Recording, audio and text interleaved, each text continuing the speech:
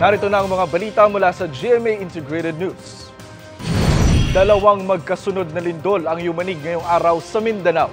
Ang una ay 5.8 magnitude na naitala pasado alas 11 ng umaga kanina sa Las Nieves, Agusan del Norte. Naramdaman ang lakas nito hanggang sa ilang bahagi ng Bohol. Ayon sa PHIVOLCS, posible ang aftershocks at mga pinsala. Pasado alauna naman ang hapon nang yanigin ng lindol ang Agusan del Sur. Intensity 5 sa bayan ng Esperanza na epicenter ng lindol.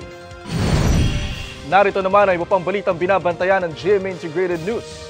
Mga na-recover na bangkay sa landslide site sa Baco, Davao de Oro umakyat na sa 28. Paghahanap sa halos 80 pang nawawala nagpapatuloy.